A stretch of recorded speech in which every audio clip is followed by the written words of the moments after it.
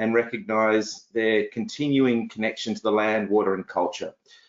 And I think today on International Women's Day, we think about all the incredible First Nations women who have made an impact on our community, and we thank them for paving the way for so many women who are doing incredible things across society, and we pay our respects to elders past and present. Today on International Women's Day, we celebrate the strength of incredible women and women across the country and across the community. And with the theme of breaking the bias, I couldn't be more excited to introduce Dr. Catherine Ball to us, who is a pioneer in championing and promoting women, and importantly has been a huge part of our NEC Women in Tech content series, which actually will launch after this series today. And we're really excited to welcome Catherine. Catherine's going to moderate today's incredible panel of women. And Catherine, welcome. Over to you to introduce your outstanding guest today. Well, thank you so much for that, David. And I would also like to acknowledge that I'm sitting on Gubby Gubby land here, also known as Moreton Bay, just north of Brisbane. And one of the things that I love about this particular part of Queensland is, and Michaela and I have chatted about this before, the roles of Mianjin, Turrbal Yagara country and Gubby Gubby land in terms of conversations around innovation and technology and meeting places and how important they are. And I'm trying desperately to learn more about where I live and constantly seeking guidance from Michaela and of some of my other peers around that. So I would also like to welcome Mel, who has had some technical difficulties this morning, but is here. And so we're holding on to that with both hands, Mel. We're glad you're here. And if anything happens, we will obviously drop off and come back on again, as one does. Like in a theatrical show from the 1800s where you just disappear off stage left and come back stage right. And no one mentions it because it's the flow of how we work in technology going forwards.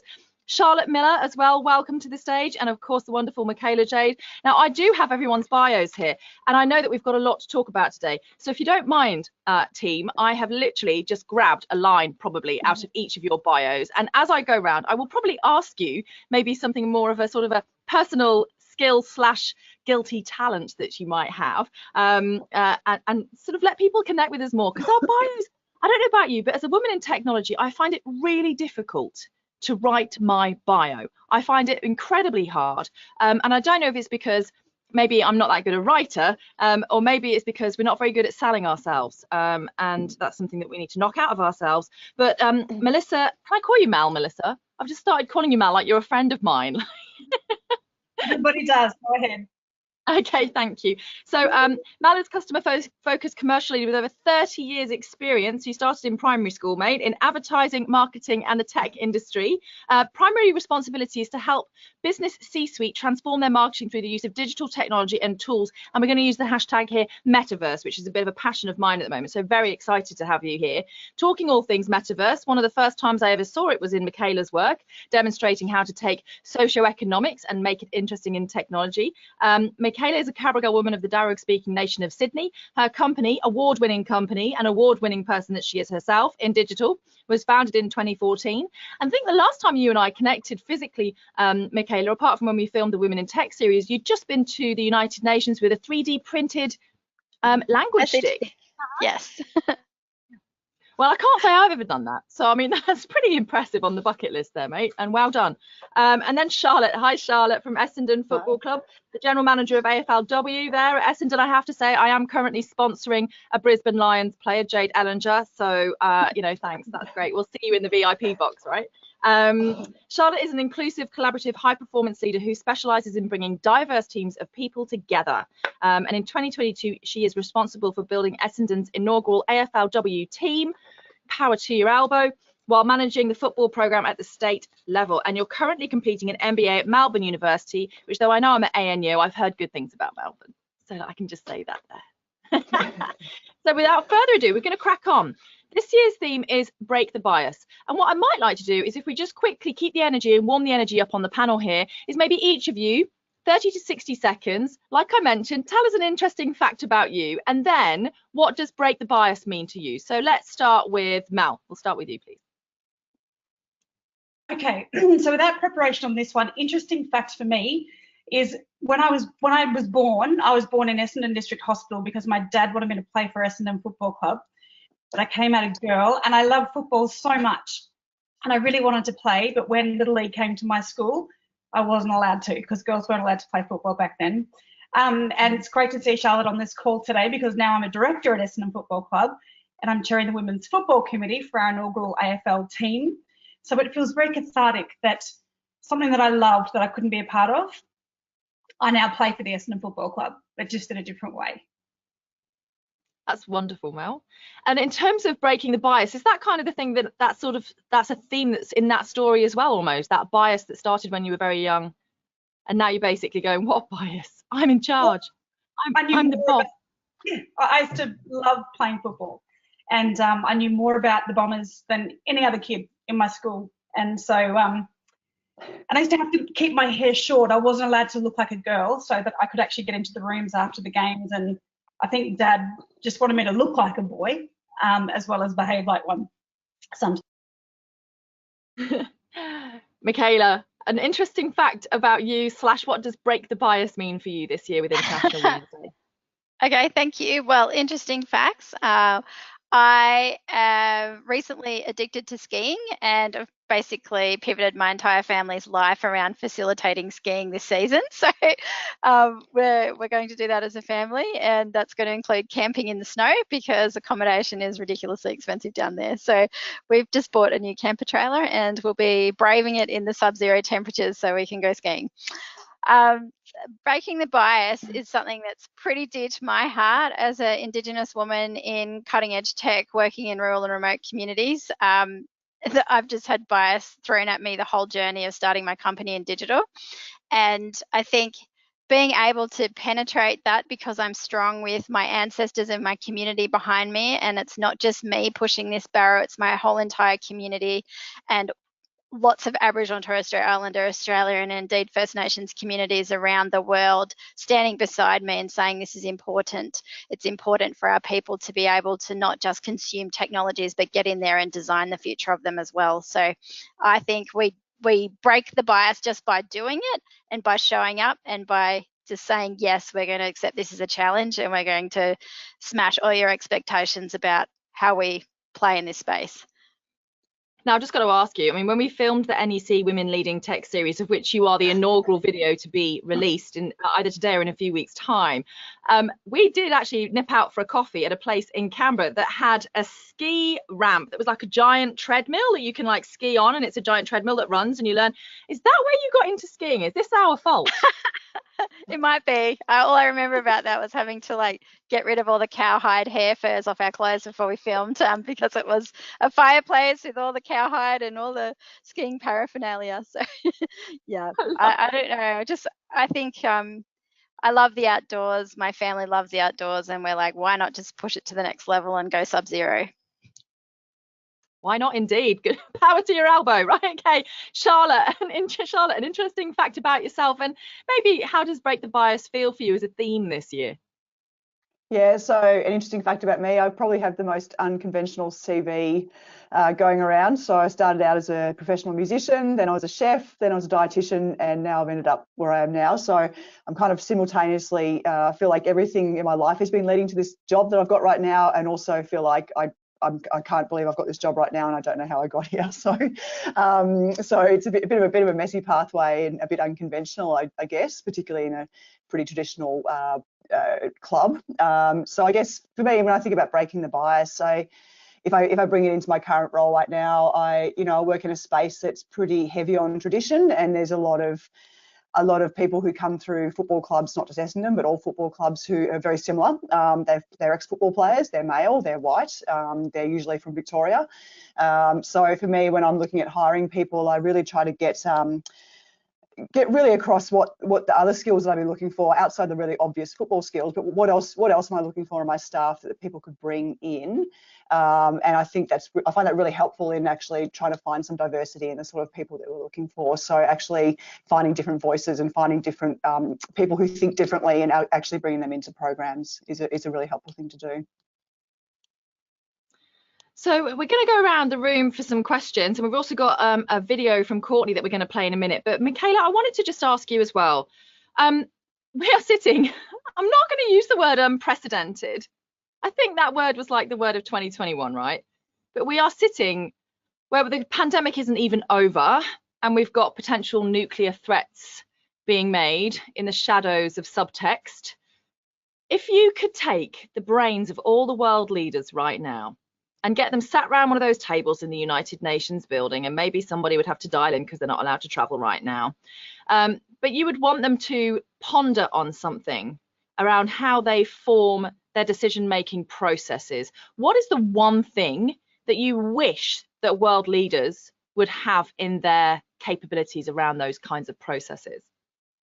Yeah, well, I think at the moment we're seeing a lot of ego-driven decision-making around world leaders at the moment, and I'd really encourage them to reflect back on their own ancestors and really ground themselves in where they come from, ground themselves in the community of the place where they live and work, and understand that people have been living there for tens of thousands of years, making decisions that impact future communities, and ask them to reflect on that, and also think about what will the people in 2170, which is around the time where the 7th generation descendant will be walking on this planet, about the decision that they're making now, how will it impact in 2170, and how will people reflect on their decisions. It's a shame, isn't it? Can you just actually enlighten everybody who's watching this today, because it was something that kind of blew my mind, that whole 7th generation forward thinking process that you have. I found that so refreshing, and I have used that from time to time myself too, so thank you for that gift. Let's share it with everyone else. Yeah, sure. Well, it's not mine. It's lots of First Nations peoples anchor our thinking on the 7 generations that have gone before us to draw our strength in decision making, and we're thinking about the 7th generation descendant from us about what we're doing today.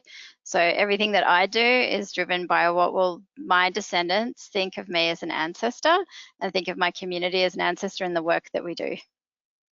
Wonderful. Time isn't linear, really, is it? In many ways. Okay, I think Maestro, video controller, we have a video to play, and then Charlotte, we're going to come back to you with a personal question. Play the video. She says.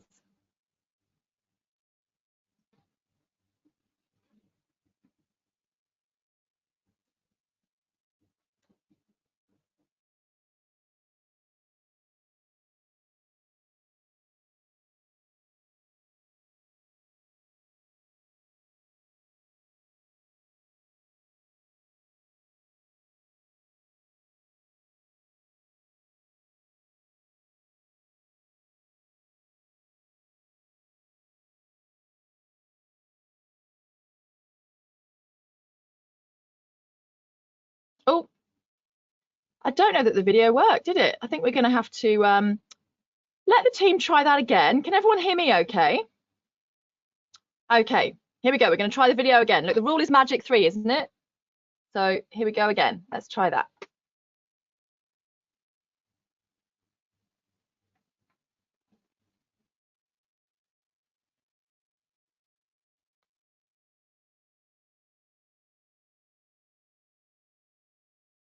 We'll play it at the end, Catherine.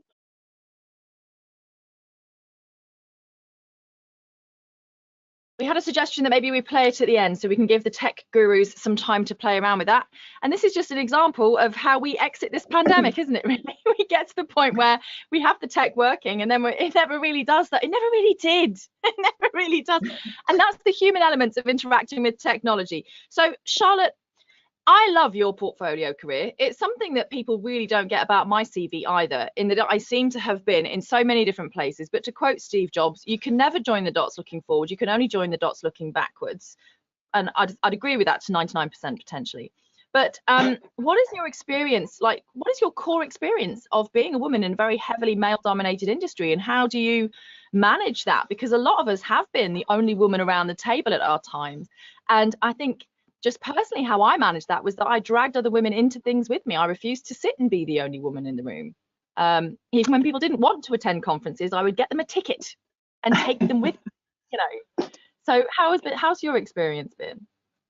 Yeah, well, when I first started at Essendon, which was about 5.5 years ago now, I was one of 2 females in the entire football department. So I didn't really have the option of dragging anyone in with me because there wasn't anyone to drag in. But look, that has changed over the time I've been here. You know, when I started, there wasn't a women's football team, and there's now one at state level, which has automatically not only brought female athletes into the building, but also more female staff. So I think, you know, that was a small change that started, and over my time here, we've seen more and more staff come into the football department who are female, which has been a really nice change, and really just good to have some different voices in the space. So I think I really struggled for the first few years being the only female around here. I think it was really tempting to just try and be one of the boys, because there was a very baseline behaviour that people bring into football clubs. There's a way that you're expected to be, and most of the experiences of the men that I was working with were very similar. They played football, and then they moved from football into coaching or into another job within the football department. So they're all friends from way back. They had very similar experiences of life, and I didn't share any of those. So it was really hard, and it was really tempting to try and be like them and fit in. But the challenge of that is you're never going to be them, and you're never going to be trusted by them in that space, and you're never going to be allowed into the conversations that they have behind closed doors. So it took me a while to kind of figure it out, but I think for me it's been about really identifying the skills and experiences that I bring that are actually unique, and how they actually benefit the football department, and actually trying to work within those and use them to my benefit and to the benefit of the program as well. So for me, that first step was around really identifying what I brought that was different, that could be useful, and making sure that I felt like my boss understood that and shared that with me, not because he couldn't see it on his own perhaps, but because maybe I felt more confident in being able to use them with his backing, and that he understood where I was coming from, and actually just be better at being myself in the football department. So, and it feels a lot more comfortable to be like that as well, and I think it's actually a lot more successful. I think women have had that experience a lot in male-dominated industries. Yeah, I use the phrase "go where you're celebrated, not where you're tolerated" quite frequently, and that's kind of my subtext for this year's International Women's Day. Who built the table, and why would we want to sit there? And you know, let's decolonize our thinking and take it one level further. You know, I'm a privileged white woman, so I can only see it through my lens, which is why I'm so grateful to have my friends that give me guidance from other parts of the world and across Australia. Let's have a look now at Mal's personal question. Now, Mal, breaking the bias for women in business, you are sat, I think, probably in one of the most interesting spaces that a lot of people, just in general, have very little literacy about. And it's not because anybody isn't capable of understanding it. It's because these are things that we were never taught about in schools, and our parents and our grandparents were certainly never spoken about to in schools. But the metaverse, as Professor Genevieve Bell says, is a very modern name for a very old concept, and that these conversations were first starting to take place during the World's Fair in London in Crystal Palace, this idea of an alternative digital universe, when they were inventing the first computers, was something that humans have always sort of thought of. How do we get out of our heads? And physical is one thing, but how do we get out of our heads and go into virtual is something entirely different. And I don't know that our media really has caught up with some of the nuances and the deep places that we're going to go to that could be wonderful, but also there could be some dark places that get created in a virtual world.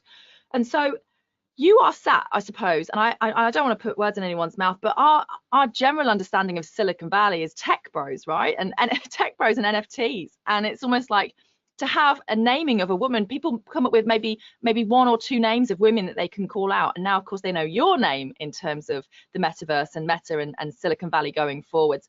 Have you ever felt in that environment, is that a fair reflection of your experience for one? And have you ever felt that being a woman has actually held you back when you've been trying to work inside some of these very seemingly male dominated places? Well, first of all, with the metaverse, it's a really exciting place to be. Basically, we're building for the next generation of computing. So we started off with sort of big hardware computers.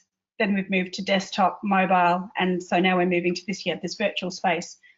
And it's interesting because as I start to have some conversations with people about building for the metaverse, they kind of make a bit of a joke out of it. Somebody last week was like, "Oh, I'm in the metaverse now," and so yeah, I think there are some people that it's just a bit too big to comprehend.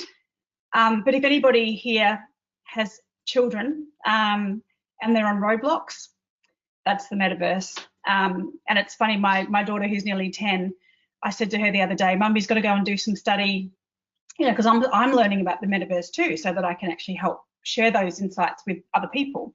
And she's like, Mum, come over here, I'll teach you. So she's got the Roblox app, which is basically an immersive world. So she's connecting with her friends in this virtual world. And she's creating her own restaurants, she's creating her own homes and designing furniture, and they're all interacting together. And that's essentially, that's it. Although it's also, you have to purchase things to build your metaverse. So we've had a few issues about that. But, you know, for marketers, what it means in the future is brands like Nike, for example, that traditionally have sold their shoes because they are the best fit for running or to support your, you know, your body. Whereas in the metaverse, it'll be all about branding. Well, you know, Nike will want to be, because you won't be actually physically running in those shoes. So it's all around having a really strong brand. As for ever feeling a bias in this industry, absolutely not. I work for a company that's 16 years old, and it was founded by, you know, Mark Zuckerberg, who's a very young man. And so I feel at Meta we're very, very progressive.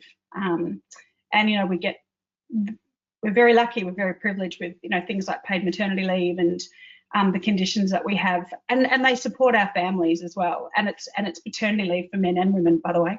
I guess it's probably more my journey prior to joining Metaverse or Facebook is in more of those traditional media spaces. So from my experience, it all comes down to culture, and it comes down to identifying fantastic male allies. And I think we either have a great experience or a bad experience based on, I guess, the environment that we find ourselves working in. So I know this is going to sound biased because David Boren, DB, is on this part of this panel today, but, you know, here's a classic example of an incredible male ally that recognised my hard work and my work ethic and rewarded that. But I've also been in situations too where somebody asked me once that I got a job, and then somebody else just wanted to like tick me off and then asked me questions like, what school did my dad go to and what job did my dad do? And I thought that was the first time in my life, excuse my language, that I thought my boobs got in the way of getting the job. And I realised in hindsight, I would never have wanted to work for that person because it never would have worked. So yeah, it's interesting the experiences that I've had. Thanks so much for sharing. It is difficult when we're sat. I mean, I've got many experiences. One of the things that I was pondering on lately is this idea of culture and strategy, because of course we like to quote the late great Peter Drucker from Harvard Business School, where he talked about culture eating strategy for breakfast. But my argument really is that culture is strategy. And as a board director myself, where we look at actually creating strategic approaches, if you don't understand your brand persona or your culture, like your brand identity, then you're never going to be able to say, oh, we've got diversity and inclusion policies, or we've got this policy and that policy, if your culture doesn't fit that strategically. Michaela, as a woman who's gone from a startup to a scale up, how important has been setting that culture for you with your business? And what particular significance do you think around the women in business aspects have come to play in that? Yeah, I think it's been everything. So in terms of culture, we have big C culture and little c culture in our company. So our entire ethos and company values are framed around Cabral-Durrag value systems, which are shared by many other First Nations communities around Australia. And so we designed something from our cultures out rather than being directed by the technology and then trying to fit our culture into it. We designed it the other way around. So that's been imperative. And Aboriginal and Torres Strait Islander peoples that we work with across Australia expect us to be Indigenous-led and expect us to be self-determined around our culture and our cultural expressions. And that's how we're able to work with so many people across Australia. In terms of the women part that we bring to our company, we're 70% female and 70% Indigenous in our company. And also 70% of us live in regional and remote Australia. So we have a remote workforce. Our number one priority when we set our business strategy 2 years ago was to invest in our people, to build the capability up of our people in these new technologies that we work in. So when we were hiring, we weren't looking for a spatial web or Web 3.0 or metaverse experts. We were looking for culturally grounded people with an interest in technology, and we would train them around the technology. So we've invested heavily in our team. We have a team of 11 people now. I've been having the team for 2 years now, and no one's left yet, which I'm really excited about. And everyone says how much of a family environment our company is to work for. And I'll continue to prioritise our team and our people because they are our company and they know what's best for their communities as well and how to work effectively with other First Peoples across Australia and internationally. So I think that's why we're different. We bring that nurturing in at the start. We build our company from the foundation of culture outwards. Yes, wonderful. Charlotte, this is going to lead straight into you in terms of this idea of sport as part of our, and I am Australian citizen, dual citizen with Britain, obviously you can tell from my accent. But in terms of Australia's, I keep saying I wish we could celebrate science the way we celebrate sport. We love sport in Australia. It's part of our national identity. Do you think there's been a significant event in sport in Australia that has flicked the switch for women in sport to suddenly seem to be a financially viable proposition for a lot of clubs? Or is that event yet to occur? Where do you think we are on that timeline? I think it's yet to occur. I think cricket have started to do it really well with the Women's Big Bash League. They're probably the leaders in that space at the moment. I mean, AFLW being launched 6 years ago was obviously a really huge thing in the AFL world, but and it's obviously getting better every year and getting bigger every year and more exciting and more fans and all the things that we want to see. But it's still got a really long way to go in terms of actually having the impact that we want it to have and that I think it will have down the track. But I think we're still waiting for that to happen. I think America are doing it better in some sports. I think Europe are doing it better in some sports, particularly in soccer. I think Australian soccer is starting to get better really quickly as well. So we saw last year that the A League and the W League actually combined to be the same thing. So they're not actually calling them different names anymore. They're under one banner. I'd like to think that maybe at some point AFL could do the same thing, and I'd hope it would be sooner rather than later. But we'll wait and see what happens in that space. I think COVID's been really difficult for women's sport. It's been the first thing that's been dropped off from a lot of people. So, and I understand why that's happened. If there's no money to spend, then there's no money to spend. So it's just the way it's just really worked out. Unfortunately, particularly in AFL women's, they've suffered quite a lot for that. But hopefully we're through all of that. I think that's what everyone's hoping at the moment. But I'm quite excited for the next few years. I think the AFL are genuinely committed to making women's football as big as they can. They see the opportunity there. They see how quickly the product's growing and getting better. They understand that the more they put into it, the faster it will grow. So I think in the coming years, it's going to be really exciting. And I don't think it'll take too long for it to really take off. So before we go to any questions that might be coming in from the audience, so there's a chat function on the software here that you can just pop your question in and then we'll have a look and see what they are. And if there aren't any, I'll just keep going with more and more awkward questions until we run out of time. Mal, you've obviously seen a lot in terms of the tech space in Australia. Who else do you see is doing a really good job of creating that inclusive culture across the tech space here? Well, I think culturally, I think a lot of the tech companies have the one thing in common, and that is that they measure the impact of their people. So I guess the environments are quite, results driven. So therefore, they provide their teams with incredible support. So, for example, health insurance for the family, things like, travel insurance for the family, no matter whenever we travel. I've mentioned before things like paternity leave, share allocations. Basically, it makes it a little bit hard to leave sometimes because the benefits are just so incredible, even to the point where if something were to happen to me, the company will look after my family. Pretty incredible stuff like that. So I think the tech industry more broadly, it's how they basically support their people. I don't think it's sort of one organisation. I think Google, Amazon, Salesforce, I guess a lot of these companies are really supportive of women in their businesses as well as men. So what do you think we can do to take that to the next level or continue that or spread that out culturally? I mean, with regard to looking future generations ahead, and I like this concept, seven generations ahead is a concept I struggle with. I try to think 7 generations back. So I just love that frameworking, Michaela. But Mal, what do you think we can do as leaders in the tech space, apart from hold safe conversational spaces like this for us to discuss the nitty gritty? What are the things that you'd like to see, especially when we start looking at a metaverse enabled society? I'm just trying to think of the right way to answer this question. So are you talking about us as a company, or are you talking about people and culture in the workplace? People and culture in general, women in general as leaders in our fields.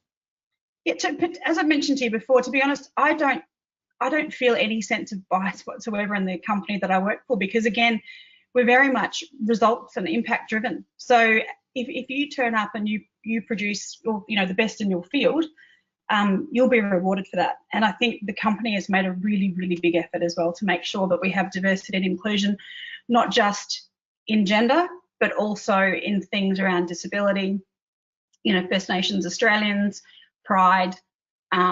So I think it's really important that companies really continue to have a focus. And to be honest with you, I don't think I'd be on the board of Essendon Football Club today if there wasn't a concerted effort to really think about, really make the effort to be more inclusive in the way that people recruit and hire. And it's interesting because I know a lot of people, going back to board roles, they don't think that it's right that there should be quotas.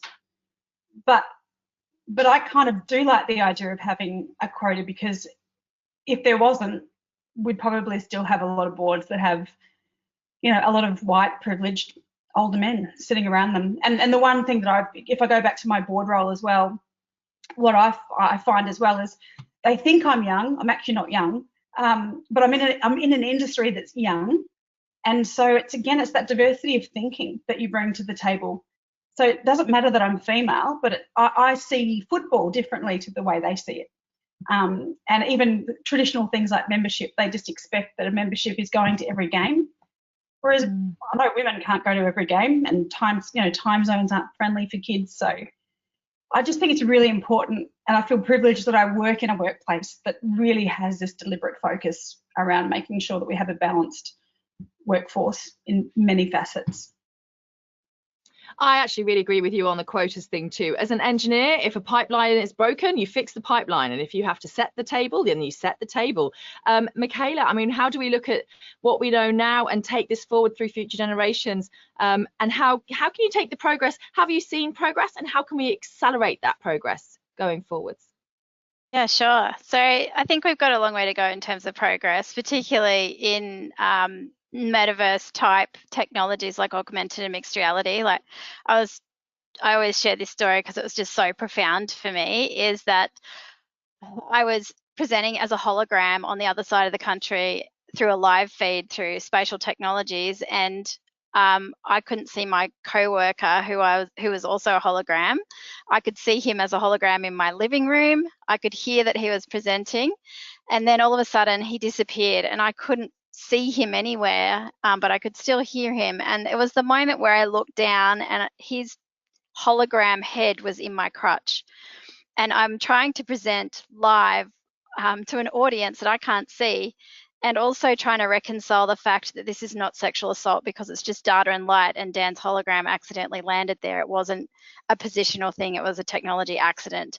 But it did make me reflect on how much female perceptions of holographic technologies haven't been taken into account, because as a woman who's sexually assaulted when I was 17, that's like really heavy stuff to try and process while you're trying to do your job, because someone hasn't thought about the impact of digital boundaries around personal well-being. The other thing that I experienced last year was I used an app to create for the first time my ancestor as a hologram from a two-dimensional painting, and I've only ever seen a painting of her. And when I use the app to make her into a holographic avatar, she's standing in my living room again. She's looking at me with her eyes, and the avatar was programmed to turn around. And it was the very first time that I'd seen the side facial profile of my ancestor, and it was so confronting to go from 2 dimensions to 3 dimensions. And then all of these thoughts came into my head about the appropriateness of doing that as a cultural person. But really what struck me in the moment too was what she was wearing. And the developers thought that because she was represented as a female, she should be having big tits, a skinny top, and in skinny jeans. And the whole like inappropriateness of the whole thing just really struck me and brought me to my knees in my lounge room. So I can't see myself as a Cabral woman yet as an AI-driven hologram. I think we've got a really long way to go to a place in the metaverse where we can represent our true selves as cultural people, or as, you know, not even beings. Some people want to come in as fairies, that's great for them, but we have a cultural grounding that's like 100,000 years old about how we present ourselves in the world, and we want to be able to do that in metaverse types environments as well. Can I just add to that too? And I'm sorry to hear that you've had those experiences, because I think the one really important thing around the metaverse is that this is something that's 10 years away. So we're just embarking on a journey now, which is why I said to my daughter, I've got to go and learn some things here, because we're all just starting. And I have to say, privacy and security and safety is the most important, you know, the most important factor as we build for the next generation. So, of the next generation of computing. So yeah, it's a really, really important focus. I think for us at the moment, we're just focusing on augmented reality, which is just versus these sort of full immersive experiences, which we won't see properly for at least 5 to 10 years time. Yeah, it wouldn't be great if we could all design it together though, Mel. That's my dream. Well, I mean, our company is called Meta, but we're building for the metaverse, and we don't own the metaverse. It's a rich economy of creators and brands, and you know what we want to see is people actually creators. They're going to make the metaverse. They're the content. This is why Peter Jackson just sold half of his production company for a few billion. Didn't he get a few billion for that? For, you know, the thing that made the Lord of the Rings. And it's of course because even friends of mine who have daughters that are into the arts or into languages, I'm like, yes, they've got a tech job going forwards, because who do you think is going to train the AI, and who do you think is going to create the spaces that we host as our Roblox built houses, or our spaces that we sit in and interact with people? But Michaela, it's really interesting, this idea of representation, and I'd like to come back to you in a moment. I just know that Charlotte's got to drop off soon, so I want to just make sure we get back in with Charlotte again for a moment, and I'll come back to you on that one. But Charlotte, in everything that you've worked in and in everything that you've seen, where have you seen some really great jumps and leaps forward in terms of women being represented better? And where would you like to see it go in terms of where you're working now? I'm seeing big jumps right now at Essendon Football Club. I mean, in the last 2 to 3 years, it's been massive, the changes that I've seen here, and I think that's being replicated across a lot of football clubs. So I think clubs are realising the value in doing this, and it's becoming more acceptable and kind of easier to do that. I think the challenge now is getting women into jobs that are perhaps more traditionally male. So we are seeing more women into football departments and football clubs widely, but I'd say to a certain degree, we're still seeing them in fairly traditional female roles. So I'd like to see that open up a little bit more, and to see more women going into the medical spaces and the analyst spaces, into strength and conditioning, into roles where they don't really necessarily feel particularly welcome yet. So, for example, we had a strength and conditioning role here go earlier this year with the men's program, and they had over 100 applicants and not one was female. So, you know, how do we find ways to get women to actually be applying for those roles so they can put themselves in with a chance? You can't hire them if you can't find them. So we need to find ways to find them and get better at doing that. And I think as well, you know, there's obviously a really big push at the moment to get some female coaches into football. So that's been really great. And I'd say in the next 3 to 4 years, we're going to have a lot of them that are going to be very good. So, and there's some starting to come through now, but we'll see a generation of female footballers who start to retire and go into coaching, just as we do in the men's, that will have a really big impact, and that will make some really big changes. But football clubs still need to really drive this heavily themselves. They need to go out and find the women for these roles and encourage them to apply, because unfortunately we still have the thoughts going through our heads that maybe we're not the right person, we're not good enough, it's not the environment for me, all those sorts of things. So football clubs need to work really hard in that space still, and make sure they're actually driving that from their end. We've had another question come in around quotas, and I think this is probably a good way to frame the final few minutes we have before David jumps back on again in 3 minutes. If we said, okay, we're going to have quotas for men rather than quotas for women, doesn't that change the picture? We're going to say, okay, we're going to have 50% male applicants rather than say 50% female applicants, or 40-40 with 20 for a bit of rub in the middle, where there's places maybe where you don't have a pipeline developed yet. But in terms of here in Queensland, we've got the Queensland Government Boards, and they said we will have 50% women representing Labour in Queensland, and they have. We will have 50% women on boards. I mean, this is bipartisan, you know, this idea that how do we provide a safe seat at the table that's there, because this idea of a meritocracy is actually an illusion. that we all know have worked through and also see value in diversity around that table too. Charlotte, I know you've got to jump off in a minute, but would you agree with these concepts of let's look at actual targeted numbers? And then Mick, I'll ask your opinion, and then Mal, I'll ask your opinion, and then I think we'll be joined again to close off the session. Yes, I do, and no, I don't. So I don't see any value in simply putting women into positions for the sake of filling a quota if they're not the right people to be in those positions. I don't think that serves. I don't think that serves women very well. I don't think that serves organisations very well. But like I was saying before, you know, we need to be better at actually finding the women for those roles, because they are out there. We've just got to find the right people for them, and then when we put them into place, actually making sure that they're supported, that they've got the help they need, they're getting the same training that the men would get in those positions. I think there's been a history of putting maybe women into these positions and not actually providing them with the support that they need, so they're essentially set up to fail, and that doesn't help anybody in this situation. A glass cliff. Michaela, just 30 to 60 seconds from yourself, please. Thank you. Just to put it in context, my mother was not counted as a human being in this country when she was born in 1954. And she and I and my daughters and my ancestors and my descendants will now get a seat at the table, and we're bloody going to take it. So if the quota is there to open the door, I don't really care about the stigma of being there just because I'm a woman or just because I'm an Aboriginal person. I'm going to take the opportunity for my mob, and I'm going to speak up on their behalf and on the behalf of my descendants and make the most of it. And if the quota is the way to get a seat at the table or to be counted as a human being in this country, then we're going to take it. Anya, Mel. It's interesting because now I hear comments from people saying, well, I'm a bloke, so therefore, you know, my opportunities are now limited because women are now getting all of the opportunities. So it's quite interesting. I'm a bit like Charlotte. I believe that the best person, the best candidate for the job is the one who should get the job. But I really do like the idea of making sure that when we have applications come in, that we have a fair balance and representation so that then we can choose the best candidate.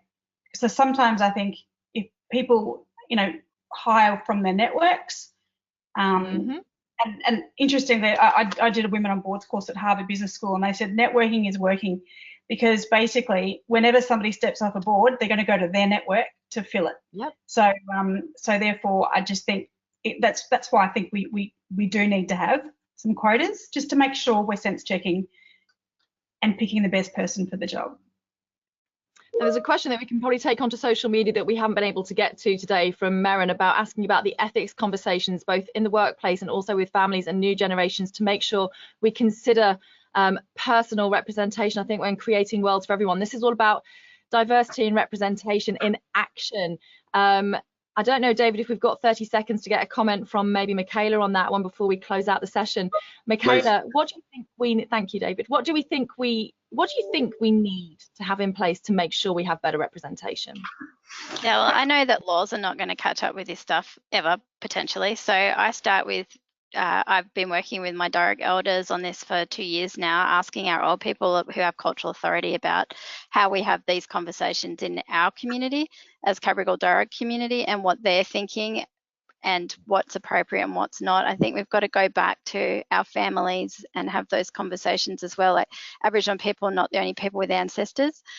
Everyone has ancestors, and we have responsibility to our families in having these discussions first. Well, we lost Charlotte as we knew we would. Mel, thank you so much for your candour, and I just hope that we can connect and continue some of these conversations. Michaela, always an absolute honour and a pleasure and a lot of fun to hang out with you in the real world, in the metaverse, on Zoom or whatever we're on to GoToWebinar. And David, I'll hand over to you to close out. Thank you so much, everyone, for your time this morning. Catherine, Mel, Charlotte, Michaela, look, I think anyone that was on, we all felt and loved your energy today, and thanks so much for your time, for sharing stories and your incredible contribution. You've led what I think is just the most vital conversation in the workplace today, in society today for our audience, and I want to thank you. So just for incredibly inspirational women. Personally, I've had the great pleasure, and I'm very lucky to have been mentored, coached, managed by so many women throughout my career, and I continue to work with incredibly talented women who are changing the shape and the way that we think about women's role in the workplace, in society. And I think break the bias is our responsibility. It's all our responsibility.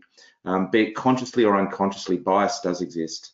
And today, and through the insights of the panel members, I know that we've made another step forward. And I want to thank everyone for attending. I want to thank and wish everyone well. In some parts of Australia right now, people are doing it really tough. So we send our thoughts to all those people. Have a great rest of the day, guys. Goodbye.